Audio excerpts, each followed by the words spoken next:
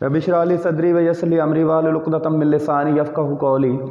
अज़ीज़ तलबा व तालिबात, अस्सलाम वालेकुम। अहमद शेर मुअल्लिम उर्दू एक नए लेक्चर के साथ आपकी खिदमत में हाजिर है। अज़ीज़ तलबा व तालिबात, आज का हमारा लेक्चर साल अव्वल के एक सबक पर मुश्तमिल है और ये हिस्सा नसर से लिया गया है। साल अव्वल के हिस्सा नसर से आज का जो सबक है वो पेश किया जाएगा। अज़ीज़ तलबा व तालिबात, इस सबक को बयान करने से कबल आपको ये बताता चलूँ कि ये सबक इम्तहानी नुक्ता नज़र से बहुत अहम है। ख़ास तौर पर इसका खुलासा जो है वो बार बार इम्तहान में पूछा गया, इसलिए इस लेक्चर को शुरू से लेकर आखिर तक देखिएगा। अज़ीज़ तलबा व तालिबात, इस सबक के दो हिस्से, दो लेक्चर्स जो हैं वो आपकी खिदमत में पेश किए जाएंगे। पहले हिस्से में यानी इस वीडियो में मैं मुसन्निफ़ का तारुफ़ और सबक का तारुफ़ और इसके कुछ अहम पहलुओं पर हम तबसरा और जायज़ा पेश करूँगा, मैं उस पर बात करेंगे। और बाकी दूसरे लेक्चर में, दूसरी वीडियो में मैं बाकी मानदा जो सबक है उसकी ख्वांदगी और ख़ुलासे के अहम निकात को आपके गोश गुजार करूँगा। तो आगाज़ करते हैं। आज के आपके सबक का उन्वान है और आना घर में मुर्गियों का। मुसन्निफ़ का नाम है मुश्ताक अहमद यूसुफ़ी। सिन्फ़ नसर है मज़ाह निगारी और माखज़ का नाम है चराग़ तले। अज़ीज़ तलबा व तालिबात, सबसे पहले हम मुसन्निफ़ का तारुफ़ जो है वो पढ़ते हैं। मुसन्निफ़ का असल नाम मुश्ताक अहमद था, यूसुफ़ी इनका तखल्लुस था और मुश्ताक अहमद यूसुफ़ी के कलमी नाम से ये मशहूर हुए। इनके वालिद का नाम अब्दुल करीम ख़ान था, जो कि एक दरवेश मनश और बड़े ही जो है वो रहमदिल इंसान थे। ये जयपुर के एक कामयाब कारोबारी शख्सियत समझे जाते थे। इसके साथ साथ सियासत से भी इनकी वाबस्तगी थी। जयपुर की जो म्यूनसिपल कमेटी है उसके ये चेयरमैन भी रहे और बाद रियासत जयपुर जो है उसके ये हिज़्ब मुखालिफ के रहनुमा भी रहे। कौमी असम्बली में हिज़्ब मुखालिफ के रहनुमा भी रहे। मुश्ताक अहमद यूसुफ़ी ने अपनी इब्तदाई तालीम अरबी, फ़ारसी और दीनियात मदरसा से हासिल की, जो कि उस वक्त मुरवजा तालीम थी। उसके बाद राजपुताना बोर्ड से इंटरमीडिएट किया, BA आगरा यूनिवर्सिटी से किया। बाद फ़लसफ़ा और अंग्रेज़ी में MA किया। इन्होंने अपनी अमली ज़िंदगी का आगाज़ मुस्लिम कमर्शियल बैंक के मैनेजर की हैसियत से किया और बाद में तरक्की करते करते पाकिस्तान बैंकिंग कौंसिल के चेयरमैन के ओहदे पर पहुंच गए। अगर इनको मैं अदबी हैसियत से इनका तारुफ़ कराऊं तो अदबी हैसियत से इनका तारुफ़ बहुत बड़ा बनेगा। ताहम चंद जुमलों में, चंद अल्फाज में इनका तारुफ़ मैं करा देता हूँ। उर्दू अदब में ये एक मज़ाह निगार के तौर पर जो है मज़ाह निगार की हैसियत से जाने जाते हैं या एक मज़ाह निगार के तौर पर जाने जाते हैं, लेकिन ये एक अहद साज मज़ाह निगार हैं। अब हम इसका जायज़ा इन अल्फाज से लेते हैं कि इनके बारे में इब्ने इंशा ने इनके मज़ाह को, इनके मज़ाह निगारी को इन अल्फाज में इखराज तहसीन पेश की। हम मज़ाह के अहद यूसुफ़ी में जी रहे हैं। इससे अंदाज़ा कर लें कि मुश्ताक अहमद यूसुफ़ी उर्दू तंज़ो मज़ाह में बिल्कुल नए और मुनफरिद असलूब के हामिल मज़ाह निगार हैं। मुश्ताक अहमद यूसुफ़ी रशीद अहमद सिद्दीकी और पतरस बुखारी से बढ़कर जदीद उर्दू मज़ाही अदब के सरखील समझे जाते हैं। यूसुफ़ी हमारे मज़ाही अदब के पूरे विरसे के अमीन और हमारे सारे ज़ख़ीरा नसरी अदब की इज़्ज़त व आबरू हैं। यूसुफ़ी का फ़न सदीकी और पतरस से कहीं ज़्यादा मंझा हुआ पुरकार और अरफा है। यूसुफ़ी बाकमाल हैं, उनका फ़न सबसे जुदा गाना है। उनके फ़न में वो तमाम खूबियाँ जमा है जिनके बतन से अच्छी नसर और ख़ालिस मज़ाह जन्म लेता है। बिलाशुबा यूसुफ़ी मज़ाही अदब में ज़हानत, बरजस्तगी और शाइस्तगी के मायार की अलामत बनकर उभरे। यूसुफ़ी महज मज़ाह निगार नहीं बल्कि अहद साज मज़ाह निगार हैं। جو کہ اس فکرے کی ترجمانی کر رہا ہے۔ اردو میں یوسفی اس اثر کے بانی ہیں جو شعریت سے عاری نہیں ہے۔ اب ہم آتے ہیں ان کے جو چراغ تلے ہے، یہ سبق جس سے لیا گیا ہے وہ ہے مشتاق احمد یوسفی کی ایک کتاب چراغ تلے، جو کہ 1961 میں جو ہے وہ منظر عام پر آئی، اور جس نے ادبی حلقے میں ایک تہلکہ مچا دیا، خاص طور پر مزاحیہ ادب میں ایک نیا اضافہ بن کر یہ جو ہے نیا اضافہ بن کر آئی۔ ان کی پہلی تصانیف چراغ تلے تھی، اس کے بعد خاکم بدن، سرگزشت، زرگزشت اور آب گم ہیں، یہ 4 ان کی تصانیف ہیں۔ اور آج کا جو آپ کا مضمون ہے وہ چراغ تلے سے لیا گیا۔ اب چراغ تلے کا تھوڑا سا میں تعارف کرواتا چلوں۔ چراغ تلے ان کی پہلی مزاحیہ تخلیق تھی، جس میں 13 مضامین شامل تھے۔ ان میں ان مضامین کے عنوانات اس طرح سے تھے: پڑھیے گر بیمار، تو نے پی ہی نہیں، یادش بخیر، موزی، جنون لطیفہ، چارپائی اور کلچر، اور آنا گرمی مرغیوں کا، کرکٹ، صنف لاگر، موسموں کا شہر، اور کاغذی ہے پیرہن۔ یہ 13 مضامین میں سے 7واں مضمون جو ہے وہ چراغ تلے ہے، وہ ہے اور آنا گرمی مرغیوں کا۔ تو اس کا ہم بعد میں تعارف کرتے ہیں، بعد میں آپ کو بتاتا ہوں کہ اور آنا گھر میں مرغیوں کا مضمون دراصل ہمیں کیا بتا رہا ہے۔ اس سے پہلے مشتاق احمد یوسفی کی جو مزاح نگاری کی اہم خصوصیات ہیں ان کے بارے میں ہم تھوڑا سا جائزہ لے لیں۔ مشتاق احمد یوسفی کی جو مزاح نگاری ہے یا جو ان کا اسلوب نگارش ہے، ان میں یہ خصوصیات پائی جاتی ہیں۔ پہلی خصوصیت ہے نئے اور منفرد اسلوب کے حامل۔ انہوں نے مزاح نگاری میں ایک نیا اور منفرد اسلوب نگارش اپنایا۔ جدید مزاحیہ ادب کے سرخیل، عرفہ و اعلیٰ اسلوب، ان کے تحریروں میں عرفہ و اعلیٰ اسلوب پایا جاتا ہے۔ کھٹ میٹھا امتزاج بھی ان کی تحریر کی خوبی ہے۔ طنز اور مزاح کا حسین امتزاج، ان کے تحریروں میں طنز بھی ہے، لیکن طنز وہ نہیں ہے جو دیگر طنز نگاروں کی یہاں پایا جاتا ہے۔ ان کی تحریروں میں لطیف اور فکر انگیز مزاح بھی ہے، ان کی تحریروں میں دھیما پن بھی ہے، ان کی تحریروں میں خاکہ نگاری اور کردار نگاری بھی پائی جاتی ہے۔ مرزا عبد الودود بیگ کا خاکہ اور ان کی کردار نگاری ان کی جو ہے ایک مزاح نگاری میں ایک نیا اضافہ تھا۔ ان کی تحریروں میں خوبصورت مبالغوں سے یہ اپنے مزاح کو 4 چاند لگا دیتے ہیں۔ ان کے مزاح میں ان کی مہارت اور ان کا نچوڑ پایا جاتا ہے۔ دل فریب اور شگفتہ انداز بھی ان کی تحریروں کا خاصہ ہے۔ انہوں نے مغربی روایات کو مشرقی انداز میں بھی بیان کیا۔ ان کی تحریروں میں تفکر اور تفنن دونوں پائے جاتے ہیں۔ ان کی تحریروں میں آمد اور برجستگی بھی نمایاں ہے۔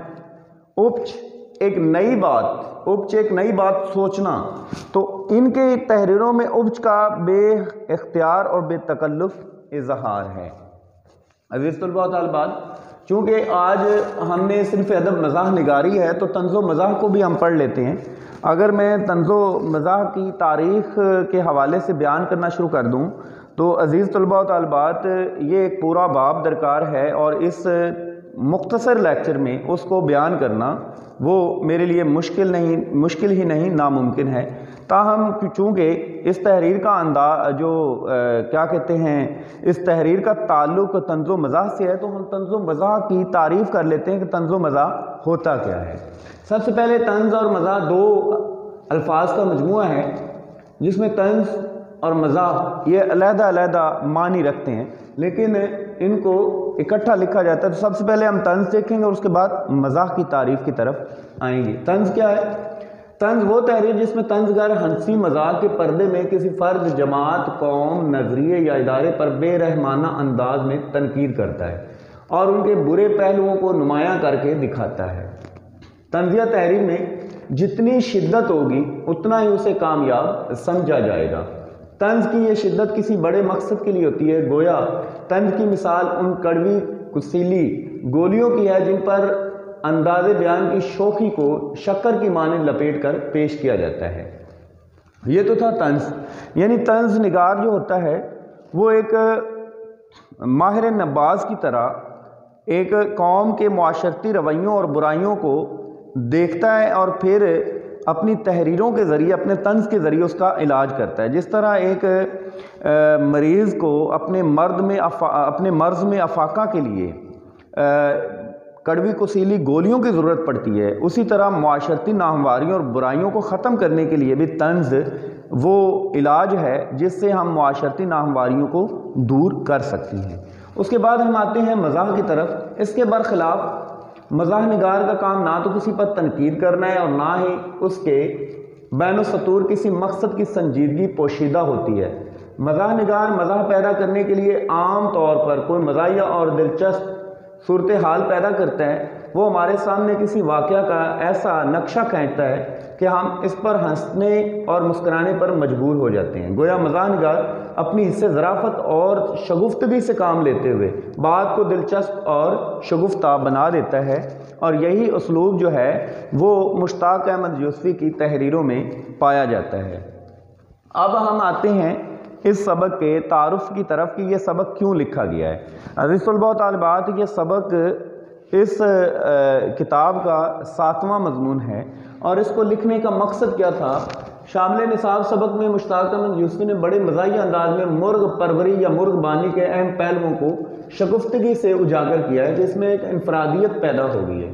مشتاق احمد یوسفی کو یہ امتیاز حاصل ہے کہ یہ عام سی چیز کو اپنے حصے مزاح سے خاص بنا دیتے ہیں اور اس کے تمام پہلوؤں کو اپنی قوت مشاہدہ سے اس انداز سے بیان کرتے ہیں کہ ہم داد دیے بغیر نہیں رہ سکتے، حالانکہ ہمارے لیے وہ پہلو بالکل عام اور سادہ ہوتے ہیں، اور جو ہے وہ کیا کہتے ہیں، ہم بار بار ان کو دیکھ کر بھی اس طرح سے ان پر غور نہیں کرتے جس طرح سے مشتاق احمد یوسفی غور کرتے ہیں۔ مگر مشتاق احمد یوسفی ان کی اس طرح سے جزیات نگاری کرتے ہیں کہ ہم اس پہلو کو ایک نئے انداز سے دیکھنا شروع کر دیتے ہیں۔ شامل نصاب مضمون میں بھی مصنف نے مرغی جو کہ ایک پالتو پرندہ ہے کی عادات و خصائل کو اس خوبصورتی سے بیان کیا ہے کہ اس میں ایک مزاح پیدا ہو گیا اور ہم ان سے بغیر نہیں رہ سکے۔ عزیز طلباء طالبات، مرغیاں جو ہے، مرغی ایک عام پرندہ ہے جو کہ پالتو پرندہ بھی ہے، لیکن ہم اس مضمون کو پڑھنے کے بعد اسی پرندے کو ایک نئے نظر سے دیکھنا شروع کر دیں گے۔ ہم اس کی عادات و خصائل کو ہم بھی دیکھتے رہتے ہیں، لیکن آج تک وہ جو نقطہ مضمون نگار نے اس مضمون میں پیش کیا ہے مرغی کے حوالے سے، وہ نقطہ ہمارے لیے ایک نیا بن جائے گا، اور یہی ان کے اس مضمون کی خوبی ہے۔ تو مضمون کا آغاز کرتے ہیں۔ اس مضمون کا تھوڑا سا اور بھی بتا دوں، دراصل اس مضمون کی وجہ تسمیہ کیا ہے۔ مضمون نگار کے پاس ان کا ایک دوست آتا ہے جس نے مرغیاں پال رکھی ہیں، اور وہ مرغیوں کو مضمون نگار کو دینا چاہتا ہے، اور چاہتا ہے کہ اس کی وہ مرغیاں مضمون نگار اپنے گھر میں پالے یا رکھے۔ اب دونوں کے درمیان مرغیوں کے پالنے پر جو گفتگو ہوتی ہے یا مرغیوں کے گھر میں رکھنے پر جو گفتگو ہوتی ہے وہ کچھ یوں ہے۔ عرض کیا، کچھ بھی ہو میں گھر میں مرغیاں پالنے کا روادار نہیں، یعنی میں اس حق میں نہیں کہ میں گھر میں کم از کم گھر میں مرغیاں پالوں۔ دراصل یہ مصنف کا نظریہ ہے۔ میرا راسخ عقیدہ ہے کہ ان کا صحیح مقام پیٹ اور پلیٹ ہے۔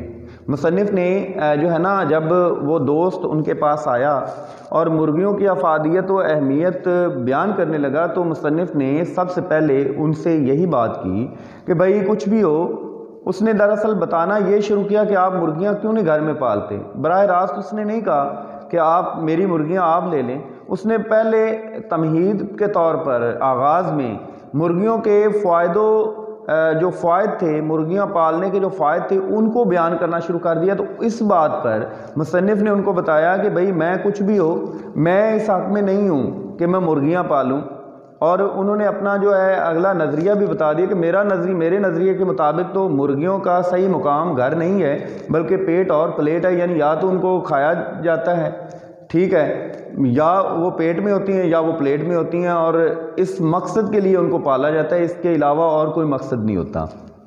تو اس میں MCQs آیا ہے کہ مصنف کا راسخ عقیدہ کیا ہے؟ مصنف کا راسخ عقیدہ یہ ہے کہ مرغیوں کا صحیح مقام پیٹ اور پلیٹ ہے۔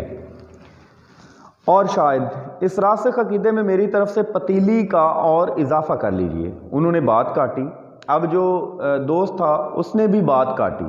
دوست نے کہا کہ عرض کیا اور شاید یہی وجہ ہے کہ ہمارے ہاں کوئی مرغی عمر طبعی کو نہیں پہنچ پاتی۔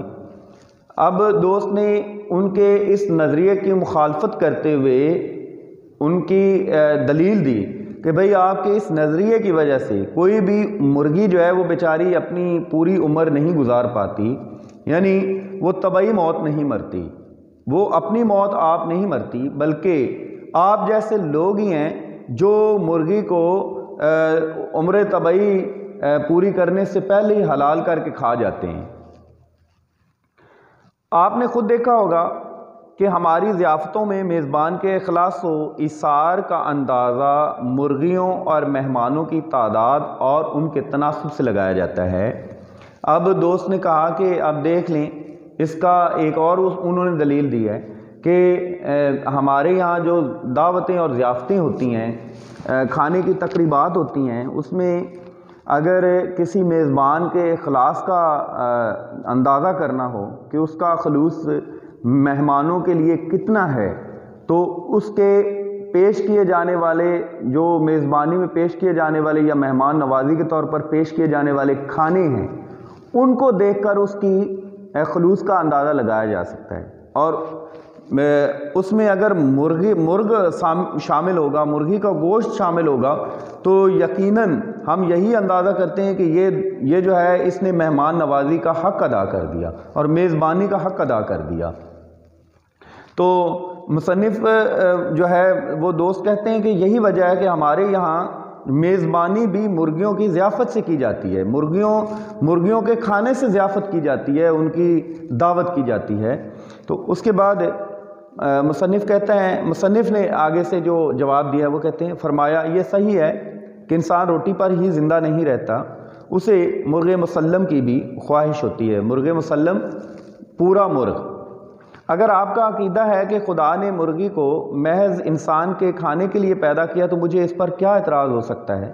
صاحب مرغی تو درکنار، میں تو انڈے کو بھی دنیا کی سب سے بڑی نعمت سمجھتا ہوں۔ تازے خود کھائیے، گندے ہو جائیں تو ہوٹلوں اور سیاسی جلسوں کے لیے دگنے داموں بیچے۔ یوں تو اس میں میرا مطلب ہے تازہ انڈے میں ہزاروں خوبیاں ایسی کہ ہر خوبی پہ دم نکلے۔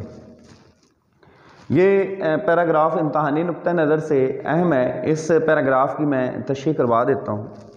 اس میں جو دوست ہے وہ دراصل اپنے یعنی صاحب مضمون کو، مشتاق احمد یوسفی کو یا مضمون نگار کو دلائل دے کر مرغیوں کی افادیت بیان کر رہا ہے، اور مختلف دلائل دے کر یہ ثابت کرنا چاہ رہا ہے کہ مرغ بانی ایک فائدہ مند پیشہ ہے یا ایک فائدہ مند مشغلہ ہے۔ تو مرغیوں کے افادیت و اہمیت کو بیان کرتے ہوئے وہ کہتا ہے کہ میں یہ بھی آپ کی بات بجا ہے، یہ درست ہے، میں بات آپ کی مانتا ہوں، کیونکہ مصنف نے کہا تھا نا کہ مرغی کا صحیح مقام پیٹ اور پلیٹ ہے۔ تو وہ کہتے ہیں کہ جی میں اس بات کو مانتا ہوں، اس بات کا اعتراف کرتا ہوں کہ واقعی انسان کو زندہ رہنے کے لیے خوراک اس کی ضرورت ہے، اور وہ صرف گندم یا اناج کھا کر ہی زندہ نہیں رہتا، بلکہ بعض اوقات اسے مرغ مسلم کی بھی ضرورت پڑتی ہے، خواہش ہوتی ہے۔ تو مصنف کو اس کا دوست بتاتا ہے کہ اگر آپ کا یہی عقیدہ ہے کہ خدا نے مرغی کو محض انسان کے کھانے کے لیے پیدا کیا، تو کہتا ہے کہ مجھے اس پر بھی اعتراض نہیں ہے، بلکہ وہ کہتا ہے جو میں تو یہ بھی کہتا ہوں کہ مرغی تو درکنار، مرغی کو ایک طرف کیجئے، مرغی کے تو فوائد بے شمار ہیں، ان کے فوائد کو تو میں گنوا ہی نہیں سکتا، اس کے صرف انڈے کے بے شمار فوائد ہیں، اور وہ اب انڈے کے فوائد بیان کر رہے ہیں۔ وہ کہتے ہیں کہ انڈے کو بھی دنیا کی سب سے بڑی نعمت سمجھتا ہوں، کیونکہ تازہ ہوں تو وہ خود کھائیے، یہ خوراک کے طور پر بھی استعمال ہوتے ہیں، اور اس میں پروٹین کی جو ہے وافر مقدار ہوتی ہے۔ تو وہ کہتے ہیں جی اگر گندے ہو جائیں، یعنی انڈے میں وہ خوبی ہے کہ یہ گندے ہو جائیں تب بھی یہ قابل استعمال ہیں اور ان کو استعمال کیا جا سکتا ہے، یعنی اگر تازے ہیں تو پھر یہ کھانے کے لیے آپ استعمال کر سکتے ہیں، اور اگر گندے ہو جائیں تو بھی یہ ہوٹلوں والے اور سیاسی جلسوں والے آپ سے خرید لیتے ہیں، اور خریدتے بھی دگنے داموں ہیں۔ تو وہ کہتا ہے کہ پھر وہ اس نے نا ایک مصنف نے تعریف نگاری سے اس کی بات کو اور زیادہ شگفتہ بنا دیا ہے۔ تعریف نگاری پیروڈی کو کہتے ہیں، یعنی کسی شاعر یا کسی ادیب کے مصرع یا نثر یا جملے کو اپنے الفاظ میں مزاحیہ انداز میں الفاظ بدل کر مزاحیہ انداز میں پیش کرنا پیروڈی یا تعریف نگاری کہلاتا ہے۔ تو جیسے یہ غالب کا ایک مصرع ہے، ہزاروں خواہشیں ایسی کہ ہر خواہش پہ دم نکلے، لیکن مصنف نے اس کو اپنی تحریف نگاری کے طور پر اس طرح سے بیان کیا کہ ہزاروں خوبیاں ایسی کہ ہر خوبی پہ دم نکلے، یعنی انڈے کی خصوصیات سے متعلق اس کو انڈے کی خوبیوں سے منسلک کر دیا ہے۔ مگر سب سے بڑی خوبی یہ ہے کہ پھوڑ سے پھوڑ عورت کسی طرح بھی پکائے یقیناً مزیدار پکے گا، آملیٹ، نیم برشت، تلا ہوا حلوہ۔ مصنف اب کہتے ہیں کہ پھر وہ جو دوست ہے وہ انڈے کی خوبیاں بیان کرتے ہوئے کہتا ہے کہ اس کی ایک اور بڑی خوبی ہے، وہ یہ کہ اس کو پکانے والی عورت خواہ پھوڑ ہی کیوں نہ ہو، اس کو کسی کھانے کی ریسیپی آتی ہو یا نہ آتی ہو، انڈے کو وہ بنائے گی تو انڈا مزیدار ہی بنے گا۔ عموماً جو گھریلو عورتیں ہوتی ہیں، جو گرہستن ہوتی ہیں، یعنی امور خانہ داری میں سب سے بڑا جو امور سمجھا جاتا ہے، جیسے سب سے بڑی بات جو سمجھی جاتی ہے ایک گھریلو عورت کے لیے، وہ ہے کھانا پکانا۔ تو عموماً جو عمدہ کھانا پکاتی ہے عورت، وہ ایک مقام رکھتی ہے اپنے گھر میں، تو اس کے تعریف بھی ہوتی ہے، اس کے کھانے کی تعریف بھی کی جاتی ہے۔ لیکن اس کے برعکس کچھ عورتیں ایسی بھی ہیں جن کو کھانے پکانے کا بالکل ہنر نہیں آتا، تو ان کو مصنف نے جو ہے نا پھوڑ عورت، یعنی وہ عورت جو جاہل ہو یا انجان ہو۔ عام طور پر کسی بھی کھانے کو پکانے کے لیے اس کی ریسیپی کا ہونا ضروری ہے، یا ریسیپی کا آنا، طریقہ ترکیب جو ہے، طریقہ یا ترکیب یا پکانے کا جو طریقہ ہے اس کو ریسیپی بولا جاتا ہے، وہ آنی ضروری ہے۔ تو مصنف کہتے ہیں کہ دیگر کھانوں کی نسبت دیگر کھانا پکانے کے لیے جو عورتیں ہیں ان کو جو ہے وہ کھانا پکانے کی ترکیب آنی ضروری ہوتی ہے، لیکن انڈے پکانے کے لیے کسی ترکیب کو سمجھنے کی ضرورت نہیں ہے، اور نہ ہی کھانے پکانے کا طریقہ آنا چاہیے۔ انڈا ایک ایسی چیز ہے جس کو عام سے عام عورت اور انجان سے انجان عورت بھی بنا سکتی ہے، اور ایسا بنا سکتی ہے کہ وہ جس طرح سے بھی بنائے گی وہ مزیدار بنے گا۔ وہ آملیٹ کی صورت میں بنائے یا نیم برشت بنائے یا تلا ہوا بنائے یا حلوہ بنائے، ہر حال میں وہ انڈا جو ہے وہ مزیدار ہی بنے گا۔ اس کے بعد انہوں نے ایک نہایت پیچیدہ اور گنجلک تقریر کی، جس کا محصل یہ تھا کہ آملیٹ وغیرہ بگاڑنے کے لیے غیر معمولی سلیقہ اور صلاحیت درکار ہے جو فی زمانہ مفقود ہے۔ مصنف بتاتے ہیں کہ اس کے بعد میرے دوست نے جو وہ مرغیوں کے فوائد بیان کر رہا تھا، وہ مجھے کہتا ہے کہ انہوں نے پھر انڈے کی اس خوبی کو بیان کرنے کے بعد ایک اور بڑی ہی ایسی تقریر کی جس کے الفاظ مشکل تھے، اور مصنف کہتا ہے کہ اب وہ بیان کرنے سے قاصر ہوں میں کہ ان الفاظ کو، اس تقریر کو، وہ اتنی مشکل تھی اور پیچیدہ تھی کہ میں اس کو بیان نہیں کر سکتا، میں اس کو یہاں پر آپ کو سنا نہیں سکتا یا تحریر نہیں کر سکتا، لیکن اس کا جو لب لباب تھا، جو اس کا ماحصل تھا، وہ یہ تھا کہ آملیٹ وغیرہ بنانے کے لیے، آملیٹ وغیرہ بگاڑنے کے لیے ایک غیر معمولی سلیقہ، ہنر اور صلاحیت ہونی چاہیے۔ یعنی آملیٹ بگاڑنے کے لیے ایک صلاحیت کا ہونا ضروری ہے کہ آملیٹ ایسا کھانا ہے، ایسا پکوان ہے، ایسا مطلب وہ ڈش ہے کہ اس کو بگاڑنے کے لیے ایک صلاحیت، ایک ہنر چاہیے، ایک فن چاہیے۔ اور مصنف بتاتا ہے کہ اس کا دوست کہتا ہے کہ وہ فن اس زمانے میں کسی عورت کو نہیں آتا، یعنی کوئی بھی عورت اس کو بگاڑنا بھی چاہے تو وہ آملیٹ کو نہیں بگاڑ سکتی۔ اختلاف کی گنجائش نظر نہ آئی تو میں نے پہلو بچا کر وار کیا، یہ سب درست، لیکن اگر مرغیاں کھانے پر اتر آئے تو ایک ہی ماہ میں ڈربے کے دڑبے صاف ہو جائیں گے۔ دڑبہ کہتے ہیں مرغی کے رکھنے کے لیے جو وہ کھانا استعمال کیا جاتا ہے اس کو دڑبہ کہتے ہیں، مرغی کے رہنے کی جگہ کو۔ کہنے لگے یہ نسل مٹائے نہیں مٹتی، جہاں تک اس جنس کا تعلق ہے 2 اور 2 4 نہیں بلکہ 40 ہوتے ہیں۔ یقین نہ آئے تو خود حساب کر کے دیکھ لیجئے۔ فرض کیجئے کہ آپ 10 مرغیوں سے مرغبانی کی ابتدا کرتے ہیں۔ ایک اعلیٰ نسل کی مرغی سال میں اوسطاً 200 سے 250 تک انڈے دیتی ہے، لیکن آپ چونکہ فطرتاً قنوتی واقع ہوئے اس لیے یہ مانے لیتے ہیں کہ آپ کی مرغی صرف 150 انڈے دے گی۔ یہ اس پیراگراف میں عزیز طلباء و طالبات ذرا دیکھیے گا کہ مصنف کے دوست نے جب ان کو مرغی کے فوائد اور اس کے بعد اس کے انڈوں کے فوائد گنوانا شروع کیے تو مصنف تو لاجواب ہو گئے، مصنف کے پاس دلیل کے لیے کچھ نہ بچا، تو مصنف نے ایک اور طریقہ سوچا، پہلو بچا کر وار کرنا، یعنی جواباً کوئی دلیل سوچنا۔ مصنف نے جب دیکھا کہ اب اختلاف کی میں کوئی بھی ان کی کسی بھی بات کو رد نہیں کر سکتا اور وہ قائل ہو گئے، تو انہوں نے ایک اور جان چھڑانے کے لیے تردید کے لیے ایک اور دلیل پیش کی۔ انہوں نے کہا کہ جی ٹھیک ہے، میں یہ مان لیتا ہوں کہ آپ نے جو باتیں کی ہیں وہ 100% درست ہیں، لیکن اگر مرغیوں کو کھانے پر ہم آ جائیں، اگر میرا دل کرتا ہے، فرض کریں آپ کہتے ہیں کہ آپ مرغیاں پالیں، تو مرغیاں، میرا تو عقیدہ یہی ہے کہ میں تو مرغیاں پالنے کا روادار نہیں، میں تو کہتا ہوں کہ ان کا صحیح مقام پیٹ اور پلیٹ ہے، تو میں تو مرغیاں کھانے کے لیے اگر میں شروع کر دوں تو میں تو پھر اس طرح تو مرغیاں دڑبے کے دڑبے صاف ہو جائیں اور پھر میرے پاس تو کچھ بھی نہیں بچے گا۔ تو انہوں نے پھر آگے سے دلیل دیتے ہوئے کہا کہ یہ نسل ایسی ہے جو مٹائے نہیں مٹتی، یعنی اس کو جتنا بھی آپ مٹانے کی کوشش کریں اس میں یہ ایک خوبی ہے کہ یہ نسل بڑھتی ہی چلی جاتی ہے، اور جتنا زیادہ آپ اس کو کھانے کے لیے استعمال کریں اتنی زیادہ اس کی تعداد میں اضافہ ہوگا۔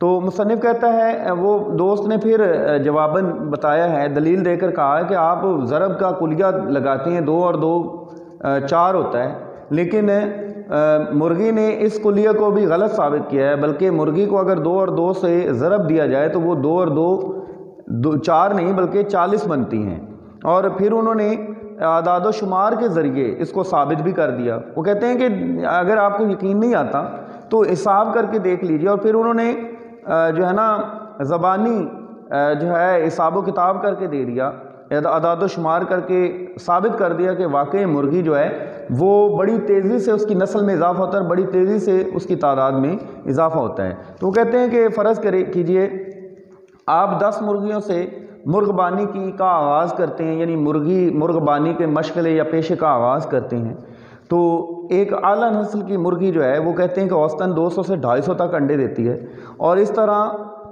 جو ہے آپ کی مرغی جو وہ کہتے ہیں، پھر انہوں نے ان کو قنوتی بھی ثابت کر دیا کہ آپ جو ہے نا ہر بات کو منفی سوچتے ہیں۔ قنوتی سے مراد وہ شخص جو ہر مثبت بات کو منفی سوچے اور ہمیشہ مایوس رہے، تو وہ کہتے ہیں جی آپ چونکہ فطرتاً قنوتی ہیں، آپ کی فطرت میں قنوتیت ودیت ہے، تو آپ ہر بات کا منفی زاویہ دیکھتے ہیں اور اس کو منفی سوچ سے دیکھتے ہیں، اس کے بارے میں منفی سوچتے ہیں، اس لیے میں آپ کی اسی قنوتیت کے پیش نظر یہ تسلیم کر لیتا ہوں کہ آپ کی مرغی 250 نہیں بلکہ 150 انڈے دے گی۔ اس بات پر مصنف کو غصہ آ گیا، اور مصنف نے جو ہے ان کو اس بات پر جھڑک دیا، ڈانٹ دیا، ٹوکا سے مراد ہے جھڑک دیا کہ بھائی مگر میری قنوتیت کا مرغی کے انڈے دینے کی صلاحیت سے کیا تعلق؟ تو دوست بولے بھائی آپ تو قدم قدم پر الجھتے ہیں، یعنی بات بات پر آپ تو لڑتے ہیں جھگڑتے ہیں۔ قنوتی سے ایسا شخص مراد ہے جس کا یہ عقیدہ ہو کہ اللہ تعالیٰ نے آنکھیں رونے کے لیے بنائی ہیں، یعنی آنکھیں یہ ہماری حصے بصارت ہیں، آنکھیں اللہ تعالیٰ نے یہ کیوں ہمیں عطا کی ہیں؟ آنکھیں اللہ تعالیٰ کا نور ہیں اور یہ اللہ تعالیٰ کی سب سے بڑی نعمت ہیں، اس کا آپ اندازہ نہیں کر سکتے، اور اس نعمت کی قیمت کا اندازہ آپ اس بات سے لگا لیں کہ جن کے پاس یہ نعمت نہیں ہے ان سے جا کر اس کی قیمت پوچھیں تو وہ آپ کو بتائیں گے کہ آپ ان آنکھوں کے بغیر کتنے ادھورے ہیں۔ تو یہ مظاہر فطرت کو، دراصل آنکھیں ذریعہ ہیں فطرت شناسی کا اور عرفان ذات کا۔ اگر یہی ہمارے پاس نہیں ہوں گی تو ہم اللہ تعالیٰ کی ذات کو اس کے مظاہر سے کیسے پہچانیں گے؟ تو آنکھیں اللہ تعالیٰ نے ہمیں بصارت کے لیے دی ہیں، لیکن قنوتی شخص جو ہے وہ ان کو کہتا ہے کہ آنکھیں اللہ تعالیٰ نے بصارت کے لیے نہیں دی بلکہ رونے کے لیے دی ہیں، اور یہی بات وہ یہاں پر بیان کر رہے ہیں۔ خیر اس کو جانے دیجئے۔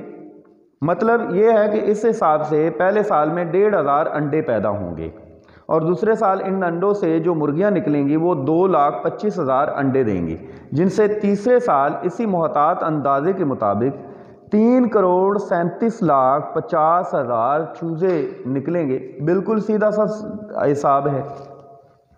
اب دوست نے زبانی جمع خرچ کر کے مصنف کو اتنا زیادہ وہ اعداد و شمار بتا دیے ہیں کہ مصنف جو ہیں وہ قائل ہو گئے ہیں۔ اب مصنف نے یہ بھی مان لیا، پھر وہ ایک اور اعتراض لے کر بیٹھ گئے، مگر یہ سب کھائیں گے کیا؟ اب مصنف کہتے ہیں کہ اچھا جی آپ کہتے ہیں کہ یہ اتنی تیزی سے بڑھتی ہے، تو اب یہ بڑھ جائیں گی تو پھر مجھ پر ان کو دانہ دن کا بھی میں نے کھلایا، ان کی خوراک کا میں کیسے بندوبست کروں گا، کیونکہ میرے پاس تو اتنے وسائل نہیں ہیں کہ میں اتنی مرغیوں کو بیک وقت کھلا پلا سکوں۔ تو میں نے بے صبری سے پوچھا، ارشاد ہوا اس کی خوبی یہی ہے کہ اپنا رزق آپ تلاش کرتا ہے۔ یعنی مصنف کے دوست نے بتایا کہ بھئی اس بارے میں بھی آپ کو پریشان ہونے کی ضرورت نہیں ہے، آپ کو ان کے خوراک کی پریشانی لینے کی ضرورت نہیں ہے، یہ ایک ایسا پرندہ ہے جو اپنی خوراک خود تلاش کر سکتا ہے اور اپنی تلاش خود کر کے کھاتا ہے، اپنی خوراک کو خود تلاش کر کے کھاتا ہے۔ اب وہ کہتے ہیں آپ پال کر تو دیکھیے، دانہ دنکا، کیڑے مکوڑے، کنکر پتھر چک کے اپنا پیٹ بھر لیں گے۔ یعنی ان کو پالنے کا ایک فائدہ دوست نے اور بھی بتایا، وہ یہ کہ عام دیگر پرندے ہم پالتے ہیں تو ان کی خوراک کا ہمیں جتن کرنا پڑتا ہے، ان کی خوراک کا مناسب بندوبست کرنا پڑتا ہے اور اس پر مالی اخراجات آتے ہیں، لیکن مرغیاں پالنے کا فائدہ یہ ہوتا ہے کہ ان کی خوراک کو جو ہے ہمیں ان کی خوراک کے بارے میں ان کی خوراک پر خرچ نہیں کرنا پڑتا، بلکہ یہ اپنی خوراک خود تلاش کر سکتی ہیں۔ پوچھا اگر مرغیاں پالنا اس قدر آسان اور نفع بخش ہے تو آپ اپنی مرغیاں مجھے کیوں دینا چاہتے ہیں؟